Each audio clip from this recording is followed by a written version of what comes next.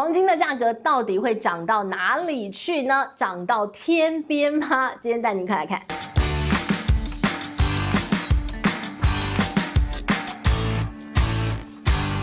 嗨，大家好，我是志玉，今天想跟大家来聊聊黄金年代。黄金的价格啊，一路狂飙，它会飙到哪里去？现在还是入手的好时机吗？那我们今天就综合来聊聊，到底为什么现在的黄金啊夯得不得了？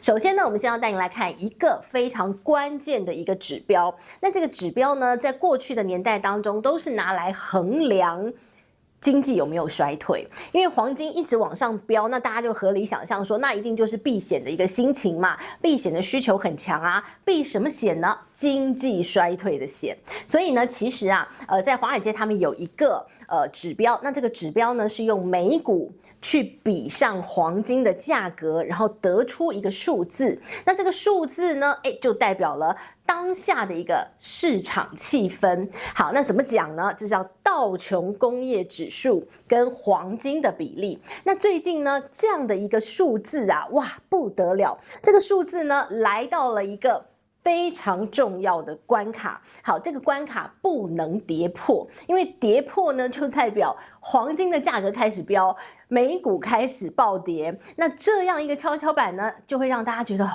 为什么黄金这个时候变得如此抢手？那肯定是经济很不 OK 嘛。所以呢，在过去年代当中，这样的一个指标，道琼工业指数除上黄金价格呢，就会拿来衡量经济到底会不会衰退哦。那每一次来到这关键的关卡跌破的话，每一次都很厉害，都很恐怖的衰退哦。举例，在过去总共有4次发生这种很重要的一个指标被跌破的一个状况。最早呢是在1929年的大萧条，哇，那大萧条那经济衰退多少年呐？然后再往后呢，看到了是停滞性的通膨1973年，然后比较靠近我们的是2008年的金融危机，还有就是 COVID-19 2020年。好，那最近这个数字又来到了非常关键的关卡。一跌破，哇，很多人就很担心说跌破不得了，跌破呢又要经济衰退了。于是乎，最近华尔街大家都在做一个什么样的动作？抛售他手中的一些美股部位，把钱要么放现金，要么拿去买黄金。好，所以你才会看到现在有非常多的一些基金经理人手中的现金部位越来越高，黄金一直默默在买。好，那关于黄金呢，最近还有一个大新闻，那就是呢，这个马斯克啊带领的政府效率部，他说我要去查美国的黄金储备。不是他们的很多的黄金储备吗？放在一个地方，那个地方呢，大家都没有去检查黄金还在不在，所以马斯克说我要去看看那些黄金到底还在不在，说不定黄金都已经被人家搬到哪边去卖掉了。而且还有一件荒唐的事啊，那些美国的黄金储备啊，现在呢，在这个账面上记载的呢，那么多黄金储备大约有2.6亿盎司。它的价格还是1970年代那个时候呢，是每盎司42.22美元。1970年代，现在都2025年了，你的这些账面的黄金的价值还用1970年那个时候的价值在算，对吗？不合理吧？所以呢，大家就说了，这马斯克去一查那黄金还在不在之后呢，很可能美国会进行资产重估。这批黄金如果用现在的市价去算它的话，哇，那可不得了！因为你用1970年代那42块的一个这个每盎司的钱去算，那你这么多的黄金加起来大概市值只有110亿，在美国他们的一个记账本上，这个黄金110亿美元。好，但是如果你用现在的黄金价格去换算它的话，那会多好几千亿美元。你用同样的去换算的话，你会得出7500亿美元那些黄金的价值。那如果资产重估会造成什么样的市场动荡呢？那如果那些黄金早就不翼而飞，消失不见，那是不是得要在市场上买黄金补回去呢？所以大家有非常多想象嘛，但是现在只是想象了，到底要不要重估？马斯克要不要带着川普去看一看？我们还不知道，我们可以持续来观察这件事情的后续发酵。但是呢，黄金真的这么值钱吗？最近还有很多人啊，把这个比特币拿来跟黄金做比较，像是在这个美国，他们一支上市公司叫微策略哦。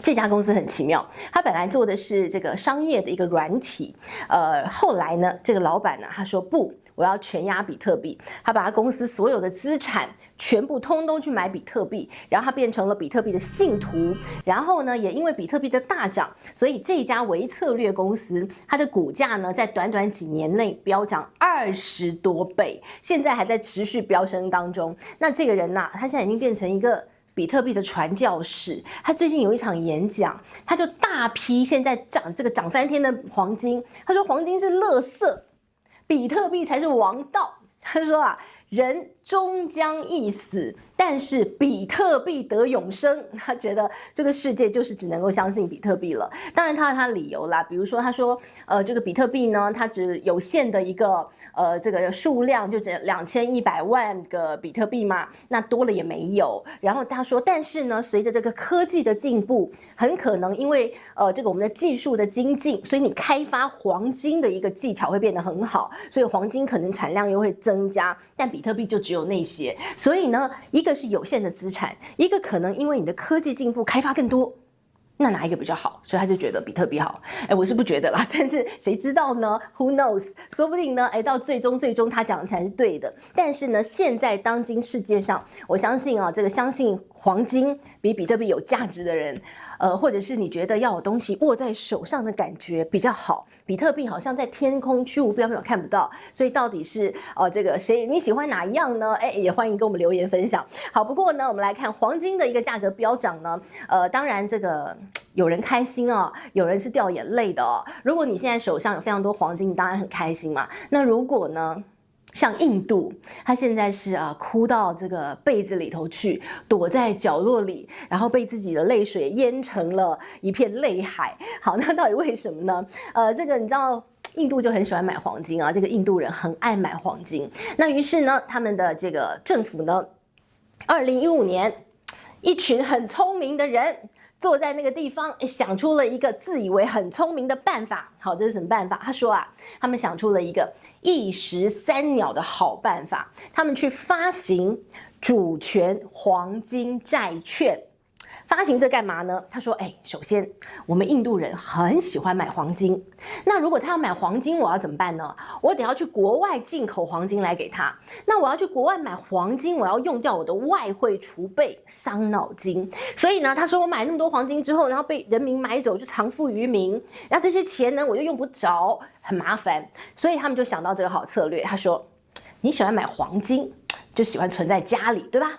然后呢，他说，那我就让你买纸上黄金，所以我就发行了这个商品叫主权黄金债券。然后呢，他说我发行这个债券给你，你是买黄金，但我就卖这张债券给你，你跟我买嘛，你买纸上黄金。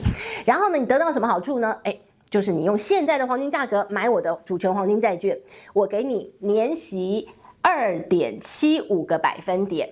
然后呢，期限到了，债券的期限到了之后呢，政府用当时的黄金价格跟你买回你手中的黄金债券，然后我年息会付给你啊，所以等于呢，政府跟人民对赌黄金到底涨不涨。好，那个时候的时空背景啊，你现在会觉得黄金一直飙，怎么会有人傻到要发行这种黄金债券？你不就是等着要亏钱吗？政府有那么笨吗？他就这么笨。好，当然那个时候的一个这个时空背景啦。那个时候时空背景是黄金几乎一动不动。你去看2015年之前的黄金价格，差不多1100顶多，然后就在那个地方上上下下非常微幅的波动，几乎没有什么动静。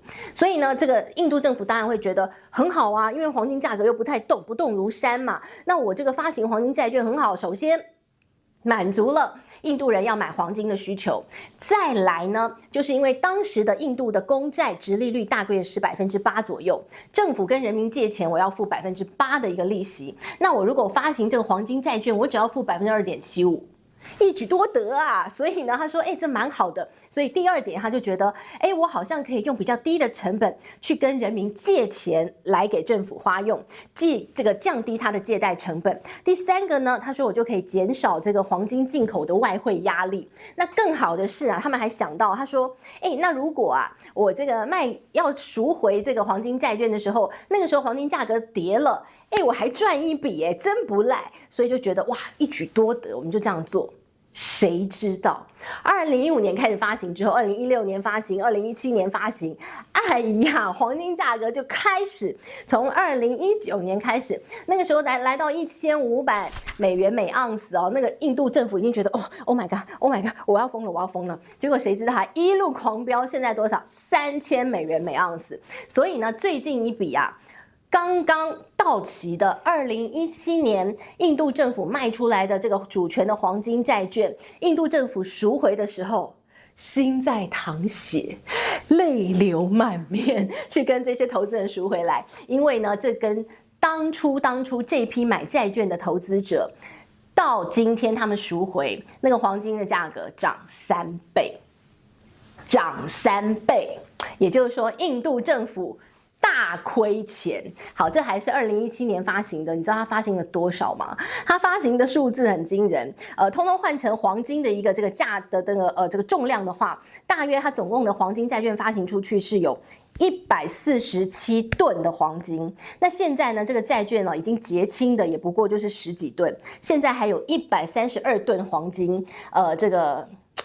印度政府，你等着亏大钱吧，因为呢，现在黄金的价格还在持续往上嘛，对吧？现在已经3000了，如果这个到3200，哎呀，这个印度政府在巨亏；到3300，印度政府，哎呀不得了，3400，3500。印度政府跳出来说：“不要再说了，我害怕。”好，那到底呢，这个金价会涨到哪里去呢？应该最不希望看到金价涨就是印度政府。好，但无论如何，来看现在一些重要的一些投资机构的一个预测，花旗说3个月内我们会看到3200，年底我们会看到3500。然后呢，这个彭博，他的预测更高，他认为会来到4000美元每盎司哦。所以你就看到他说要取决于现在的一个这个市场风险度，大家觉得害不害怕？有没有地缘政治的风险？通膨会不会再起？然后呢，担心说这个如果比特币的价钱一直往下压的话，黄金可能大家又看到它的价值，所以彭博直接认为4000看得到。还有一些这个黄金的买家持续的在把这个黄金的一个这个价格在往上拱，比如说呢，我们看到一些新兴市场是持续在买黄金的哦，那像中国也持续在加码黄金的储备。那中国呢，我们看到它最近呢手上买的黄金已经来到了历史新高了哦。但是虽然是历史新高的黄金储备，但是呢，放到了所有的一些这个国际储备资产当中，大约占5.5%。这数字为什么要告诉大家？因为全世界平均各国央行它的黄金占它的国际的一些储备当中，通常会占到15%。也就是说呢，中国占5.5%，它如果要拉到跟国际水平差不多的话，他还要买好多黄金哦。央行呢，各国央行应该是最大的黄金的买家，所以现在几乎在世界上黄金的现货现在是非常紧缩的哦，非常紧俏，大家都在抢黄金的现货了哦。所以呢，你有黄金现货，哎呀，你现在讲话很大声，而且呢，看到中国还持续在买。那现在呢，这个黄金的价格，哇，今年以来又持续的在飙涨哦，涨了15%左右。那接下来呢，是不是还大有可为呢？在非常不稳定的年代，黄金的价格依旧是炙手可热。今天呢，带大家看到了一些客观的因素，跟为什么黄金还持续的在往上涨。只要各国央行不缩手，中国不缩手，黄金的价钱应该还是有机会持续向上。好，这是今天帮大家统整的最近关于黄金的一些相关消息咯。希望你喜欢今天的内容，也祝大家赚大钱靠黄金。我们下回见，拜拜。